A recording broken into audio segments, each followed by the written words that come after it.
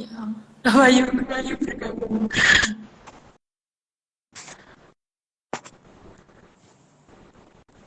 Nulis adu ali sampai adu di iki gabung. Tak lambaikan. Lambaikan. Alhamdulillah. Nah, Mas ya.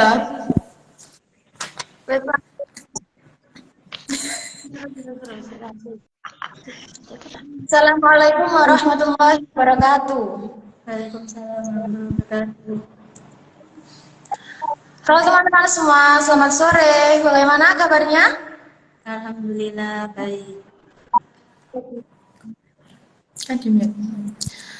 Oke, perkenalkan saya Siha Afia Nur Afidah. Di sini saya selaku moderator yang akan memandu jalannya diskusi kita pada sore hari ini yang bertemakan pemberian harokat pertama kali atau bisa juga disebut dengan Nuqat al-i'rab. Di mana teman-teman nantinya akan bisa langsung mendengarkan pemaparan materi dari narasumber diskusi kita pada sore hari ini yang pastinya kompeten di bidangnya. Siapa lagi kalau bukan dari narasumber speaker 1 ada Kak Elda dan juga dari narasumber speaker 2 ada Kak Lia. Oke. Selaku mahasiswa Sekolah Tinggi Agama Islam Al-Akbar Surabaya, saya harap teman-teman nanti bisa aktif bertanya yang gabung pada diskusi kita sore hari ini. Dan jika teman-teman memiliki pertanyaan, boleh langsung dituliskan di kolom komentar yang ada di bawah ini ya. Selanjutnya, langsung saja kita panggil narasumber pada diskusi kita sore hari ini dengan waktu masing-masing 7 menit untuk pemaparan materi terkait pemberian harokat pertama kali. Nah, siapa sih yang memberikan harokat pertama kali? Karena yang kita ketahui Al-Quran sebelumnya tidak memiliki tanda pembeda baca huruf vokal Al-Quran. Pemaparan materi yang pertama akan disampaikan oleh narasumber dari speaker 1, yakni Kak Elda Sofiana. Waktu dan tempat dipersilahkan. Terima kasih kepada moderator karena telah memberikan waktu kepada saya.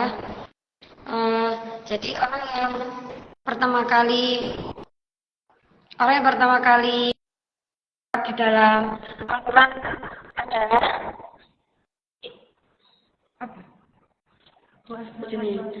Abu Aswad ad-Du'ali. Beliau adalah salah satu murid dari Ali bin Abi Thalib. Nah, diriwayatkan oleh Ibnu Abbas bahwa orang yang pertama kali memberikan tanda titik hijau kepada naskah Al-Quran adalah seorang tabi'in. Kemudian diperbaiki oleh Nasr Ibnu Ya'mur. Atas perintah Ali bin Abi Thalib, Abu Aswad ad-Du'ali memberikan kaidah dalam pemberian harokat di dalam Al-Quran. Nah, berawal dari kekhawatiran tanda baca yang paling fatal di Irak. Jadi dulu ibu kota di Madinah pada saat waktu Khalifah Abu Bakar, Utsman dan Umar. Nah, kemudian dipindah ke Irak. Jangan Irak sendiri bahasanya bukan Arab.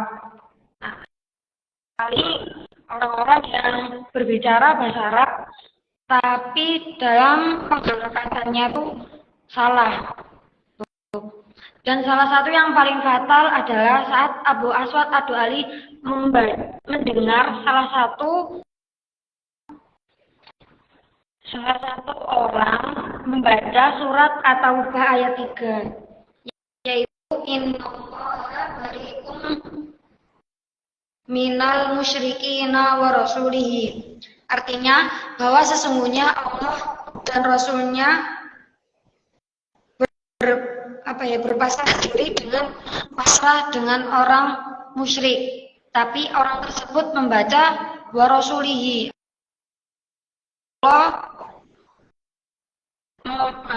Allah berpasrah diri dari orang musyrik dan rasul. Nah, artinya ini sangat fatal. Padahal kita tahu sendiri salah harokat itu juga salah arti. Nah.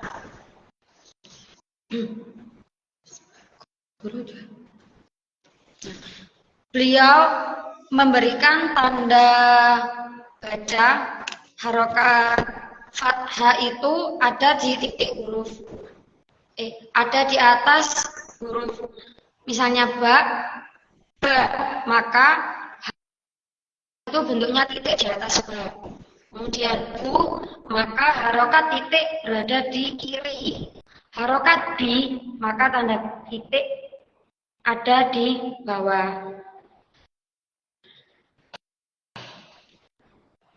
Oke. Ya, sekian penjelasan dari saya yang akan dilanjutkan oleh narasumber yang kedua. Kembali kepada moderator.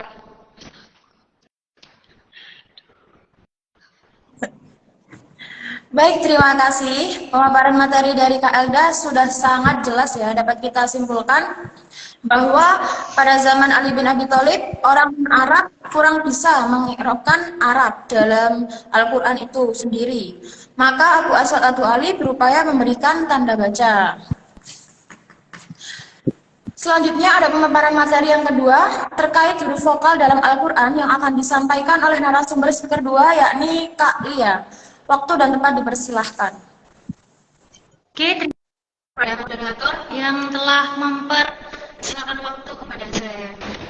Lanjut, saya akan upaya yang dilakukan oleh Abu Aswad Ad-Du'ali dalam memperbaiki harokat. Kalau tadi sudah dijelaskan bahwa Abu Aswad Ad-Du'ali ini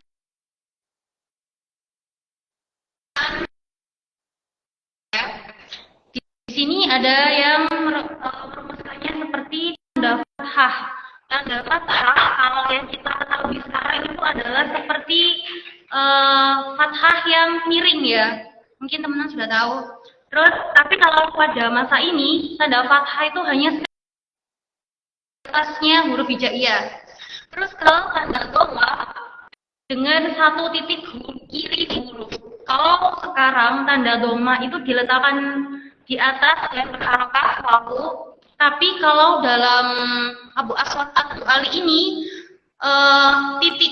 titiknya di sebelah kiri, ya, berbeda dengan tanda fathah. Kalau tanda fathah itu titik di atas hurufnya, jadi pas di tengah-tengah gitu.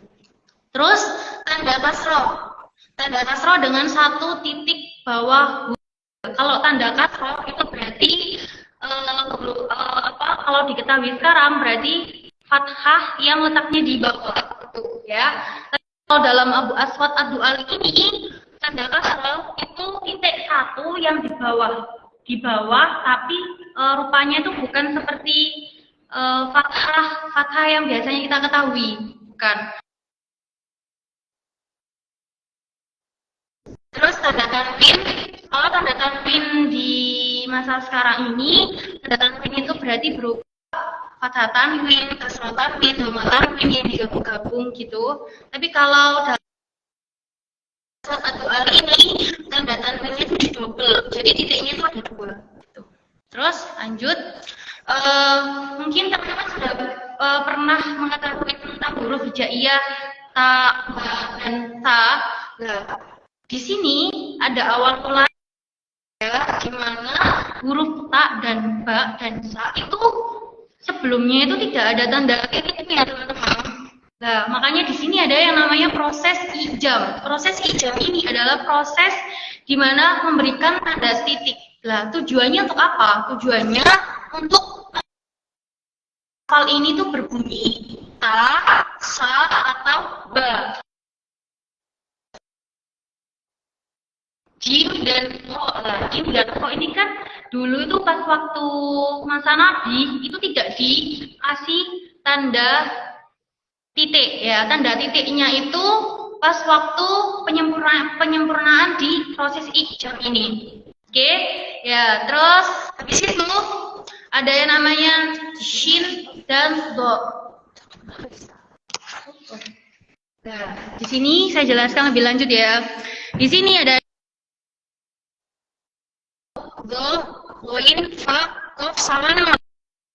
Ini semuanya ada di sini itu tidak mempunyai harokat ya, tidak mempunyai tanda titik, maaf. Jadi pas waktu dulu itu hurufnya itu kosong, tidak ada tanda titik atas bawah ini itu tidak ada. Makanya dibentuklah proses ijam ini supaya untuk memudahkan umat muslim yang membaca Al-Qur'an ya. Terus ada huruf yang mengalami proses ijam dan ada huruf yang tidak mengalami proses ijam seperti ini. Ada alif, dal, ha, ro, ya, shad, to, ain, kaf, mim. Ijam. Terus di sini masa Khalil ya, saya lanjut masa Khalil Ibnu di sini Khalil itu hanya menyempurnakan apa yang dirumuskan di Abu Aswad ya, menyempurnakan kembali seperti di sini fathah ditandai dengan alif kecil miring yang ditelentangkan dengan diletakkan di atas huruf yang kita pakai pada masa sekarang ini ya. Kalau waktu tadi itu ada kasroh, terus ada kasroh di mana kasrohnya ini yang dulu dalam Abu Aswad ini tidak memiliki harokat kecil. Nah, sekarang pas waktu Khalil ini dikasih harokat kecil ya. Terus ada doma itu berarti wawu, terus ada tasydid berarti seperti huruf waw ya, gitu. Jadi di Khalil ini menyempurnakan tanda titik dan harokat yang ada di Aswad Ad-Du'ali, kemudian dimodifikasi, kemudian dirubah kembali supaya lebih baik, gitu. Oke, sekian pemaparan saya hari ini. Saya serahkan kembali kepada moderator. Terima kasih.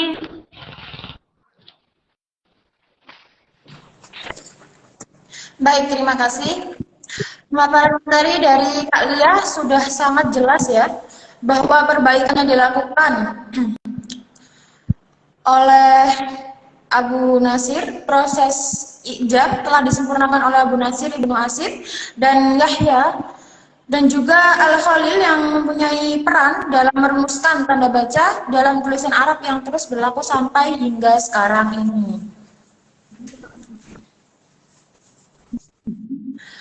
Memasuki sesi selanjutnya, yakni sesi tanya jawab. Jika teman-teman ada yang kurang paham atau ada yang tidak dimengerti, bisa langsung ditanyakan melalui kolom komentar yang ada di bawah ini ya. Dengan waktu 10 menit, dipersilahkan.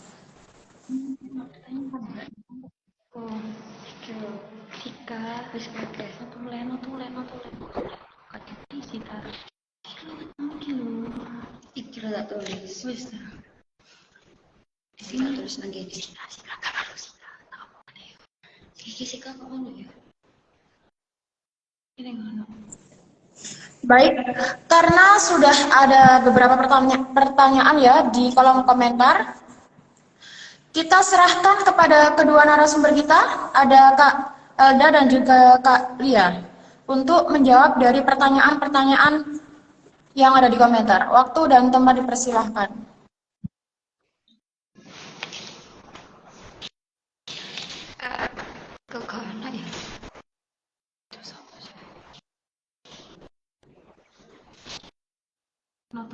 Oke, kami jawab dari pertanyaan pertama, yakni dari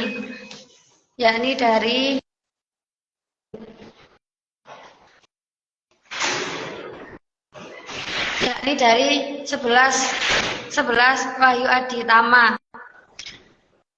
Saya izin bertanya ya. Saat pertama membubuhkan harokat itu Abu Aswad Ad-Du'ali itu beri harokat qiraat riwayah siapa nggih? Atau semua qiraah? Oke, pertanyaannya sangat bagus sekali.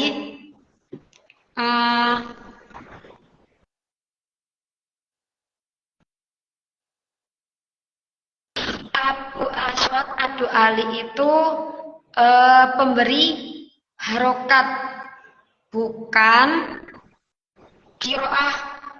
Beliau bukan ulama. Beliau bukan ulama kiroah itu, kiroah sabah bukan.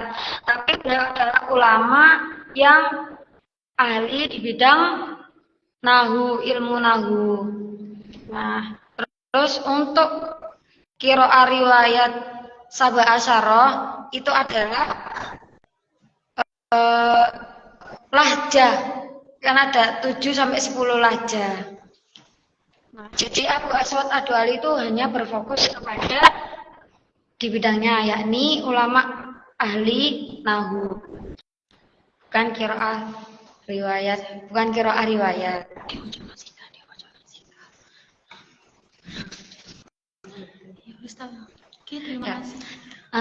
Itu.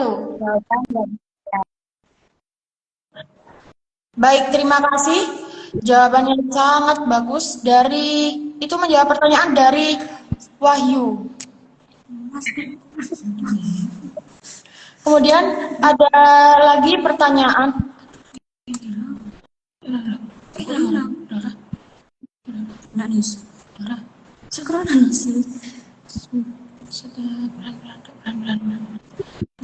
Saya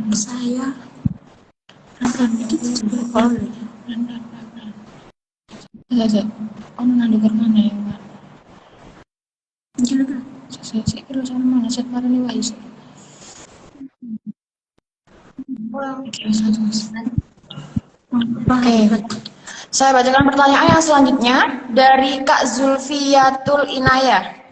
Mengapa harokat zaman dulu berupa titik, sedangkan sekarang sudah ada kasroh yang bentuknya miring di bawah, fathah miring di atas, dan dhamma berbentuk waw kecil? Kepada narasumber, diperkenankan untuk menjawab. Waktu dan tempat dipersilahkan. Oke, terima kasih untuk Kak Zulfiyatul Inayah atas pertanyaannya yang bagus sekali. Saya bacakan lagi ya. Izin nanya Kak, mengapa harokat zaman dulu berupa titik, sedangkan sekarang sudah ada kasroh yang bentuknya miring di bawah, fathah miring di atas, dan dhamma berbentuk waw kecil? Karena pada waktu Abu Aswad Ad-Du'ali ke zaman setelahnya, jadi beliau itu dulu menulis pakai tinta. Akhirnya dibaca orang-orang, bertahun-tahun dibaca, tinta itu hilang.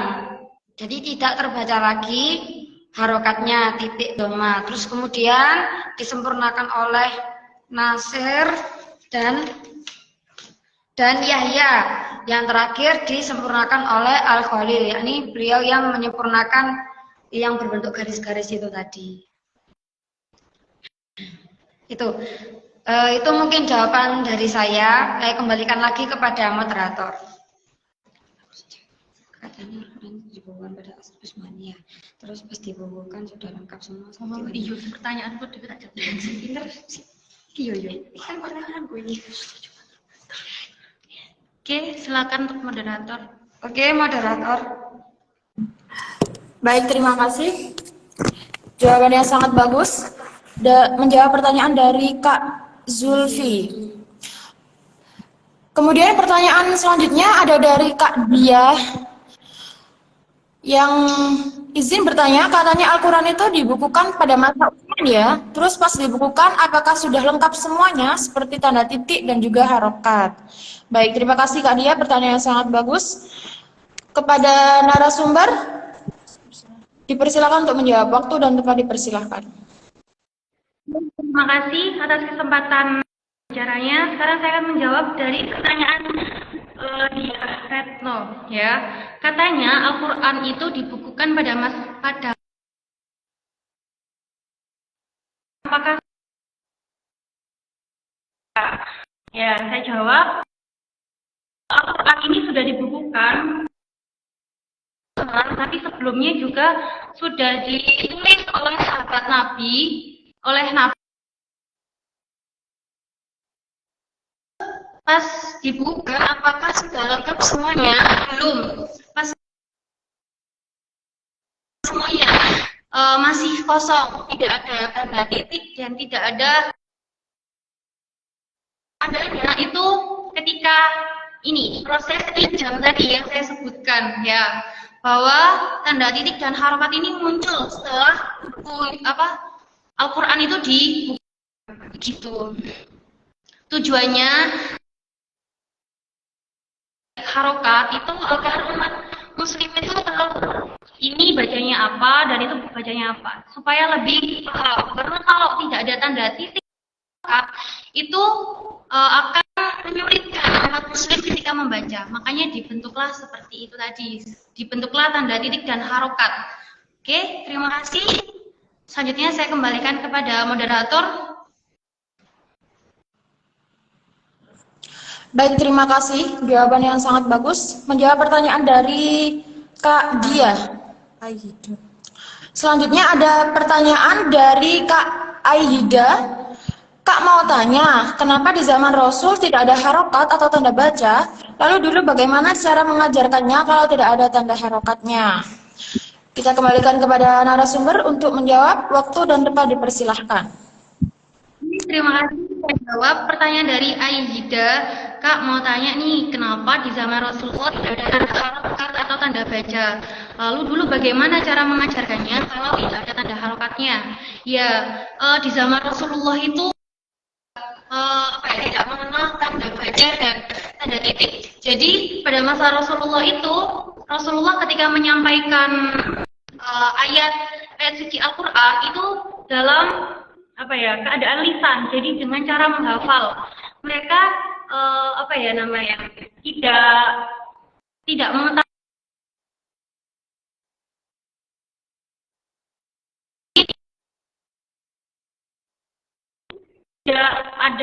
tidak ada tanda titik dan harokat, karena pada masa itu orang-orang di sana itu sangat pintar ya.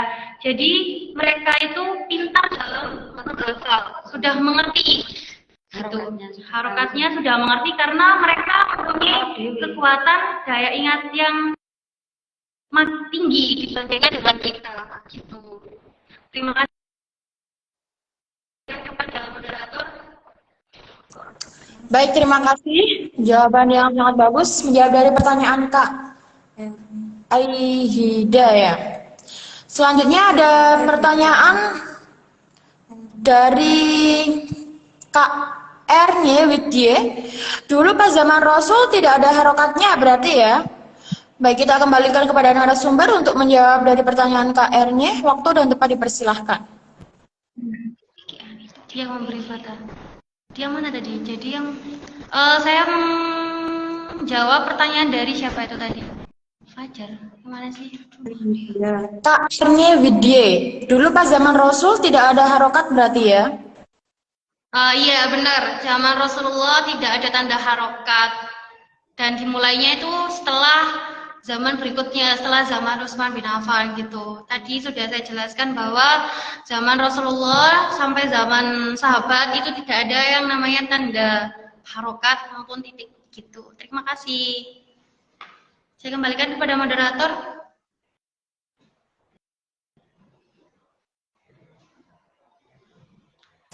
Baik, terima kasih. Jawaban yang sangat bagus menjawab pertanyaan dari Kak Erni Hide. Selanjutnya ada pertanyaan nih. Masih dari orang yang sama, dari Kak Wahyu Aditama. Saya pernah melihat mushaf yang huruf qaf atau fa itu titiknya di bawah itu. Berarti mengikut ulama siapa, nggih? Kita kembalikan kepada narasumber kita untuk menjawabnya. Waktu dan tempat dipersilahkan. Kak Erno, saya pernah ya, terima kasih. Apa aja ini? Moderator.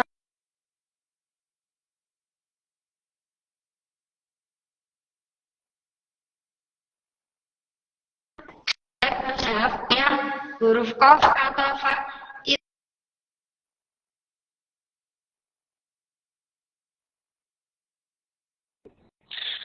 Jadi dulu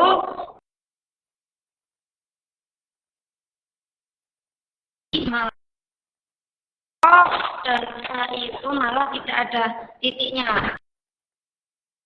Melihat dari sejarah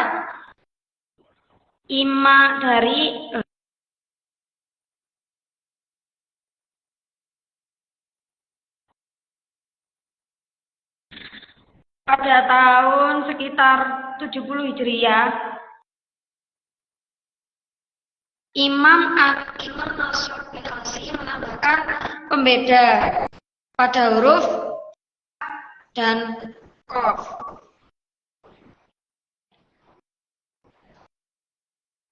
Nah, pada huruf fa dan qaf ini titik satu itu fa titik satu di bawah dan qaf titik satu di atas.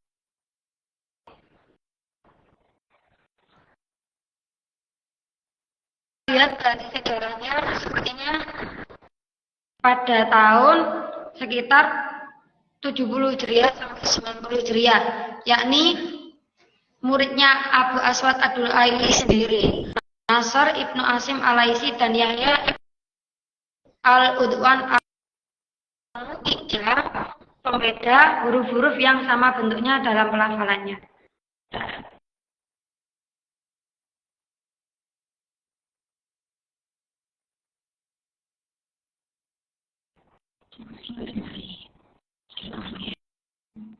Ya, kembali ke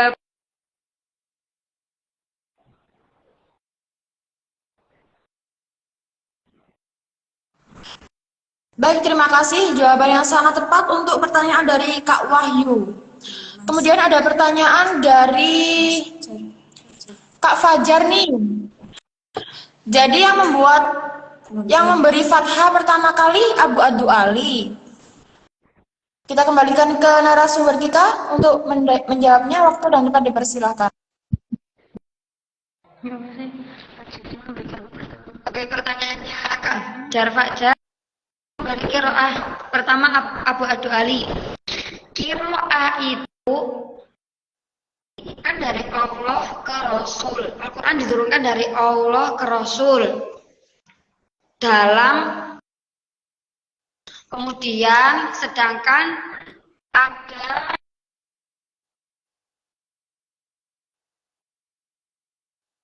lahap Quraisy tersebut berdoa, Rasul Tuhan sesuai dengan kaumnya. Akhirnya yaitu tadi 10 qiraah sabara asyara itu. Jadi siapa yang memberi qiraah pertama?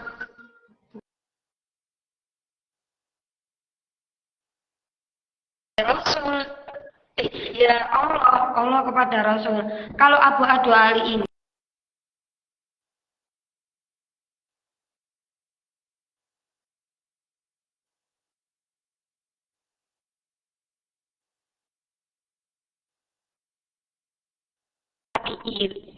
gitu.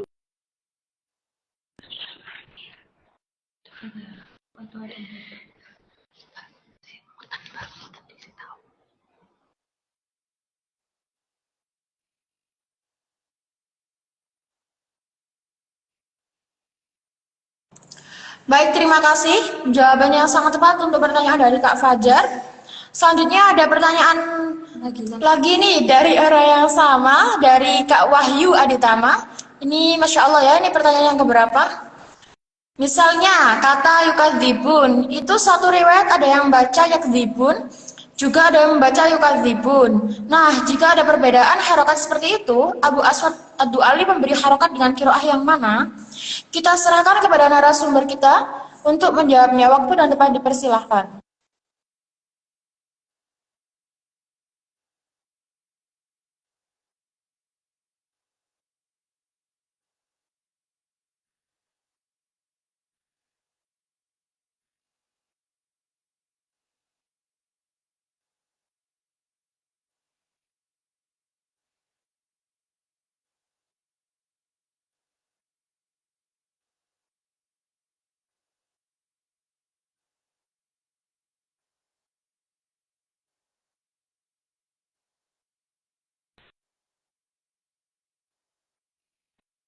Kan aku belum bilang.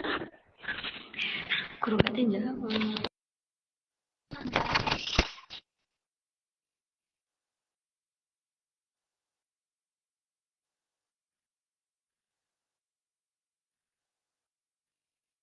Nah, kita simpan pertanyaan ini.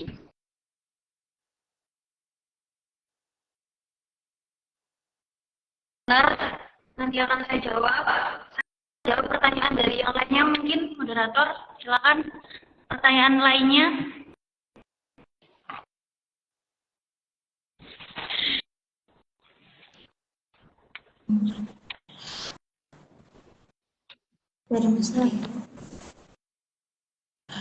Baik, sepertinya mengalami ini ya, gangguan jaringan. Saya ulangi pertanyaan yang sama dari Kak Wahyu Aditama. Misal, kata yukadzibun, itu satu riwayat. Ada yang baca yukadzibun, ada yang baca yakdzibun. Nah, jika ada perbedaan harokat seperti itu, Abu Adu Ali memberi kiroah yang mana? Kepada narasumber diperkenankan untuk menjawab. Waktu dan tempat dipersilakan.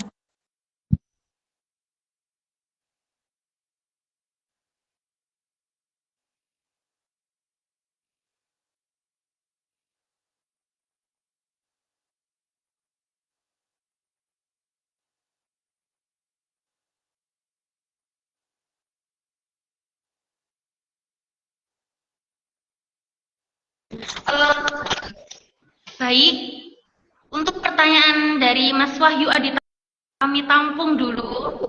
Nanti akan saya menjawab. Silakan untuk pertanyaan yang lain, moderator.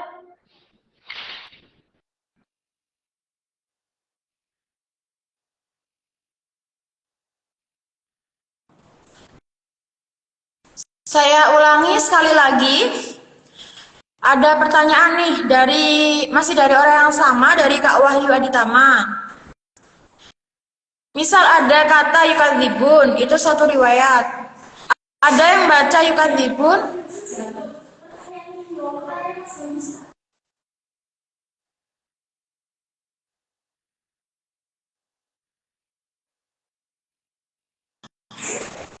Iya.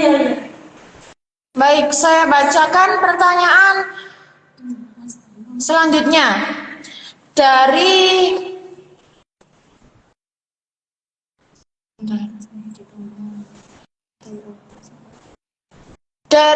Kak Semangatasi. Kak, maaf baru gabung, izin bertanya, apakah ada perbedaan makna Kak dalam pembicaraan zaman Nabi dulu sampai sekarang? Kita kembalikan kepada narasumber kita untuk menjawab pertanyaan dari Kak Semangatasi. Waktu dan tempat dipersilahkan.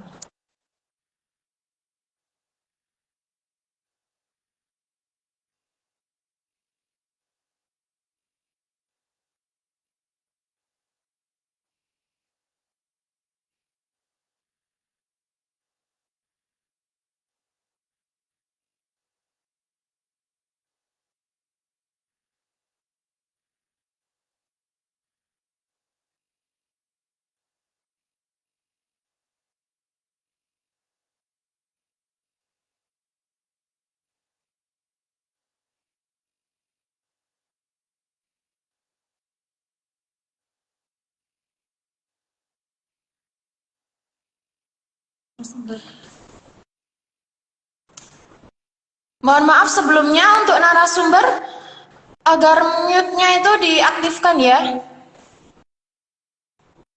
Maaf. Oke, saya jawab. Apakah ada perbedaan makna dari zaman Nabi sampai sekarang? Jawabannya tidak ada perbedaan, ya. Karena zaman Nabi sampai sekarang itu maknanya sama.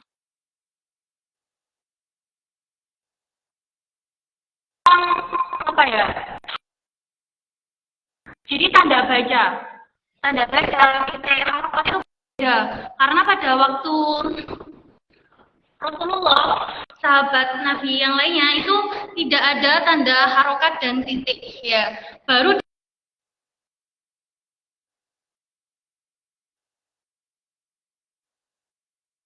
kali ya di sini yang merumuskan tanda harokat ya. Jadi kalau tentang pembacaan ayat zaman Rasulullah sampai sekarang itu jawabannya tidak ada pembacaan makna. Jadi maknanya itu sama begitu. Terima kasih.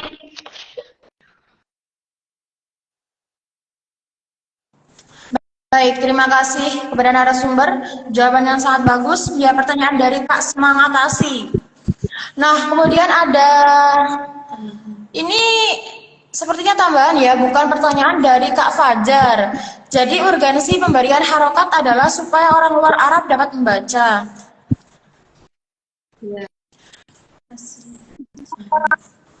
Baik, terima kasih Kak Fajar atas penambahan materinya. Karena waktu sudah habis, saya selaku moderator pamit undur diri. Terima kasih. Yang belum saya jawab dulu ya. Yang tentang fajar ini, jadi urgensi pemberian harokat. Saya ingin menjawab terlebih dahulu.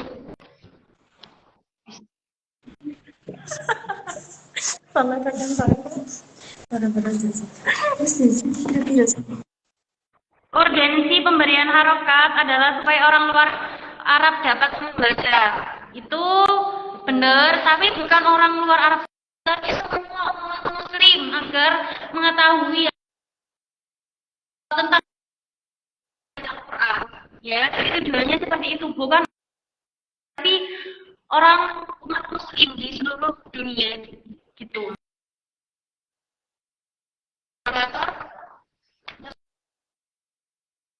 Terakhir pertanyaan dari Baik, terima kasih kepada narasumber. Baik.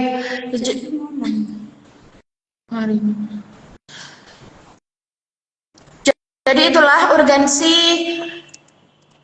dari pemberian harokat. Jawaban yang sangat bagus ya. Karena waktu sudah habis dari ketentuan kita, kami selaku kelompok 1 dengan judul pemberian harokat pertama kali pamit undur diri dan terima kasih banyak untuk yang sudah bergabung pada diskusi kita sore hari ini. Semoga ilmunya dapat bermanfaat. Amin amin ya rabbal alamin. Baik, terima kasih. Kami tutup. Wassalamualaikum warahmatullahi wabarakatuh. Waalaikumsalam warahmatullahi wabarakatuh.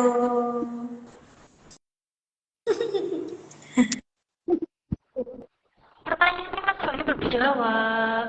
Terus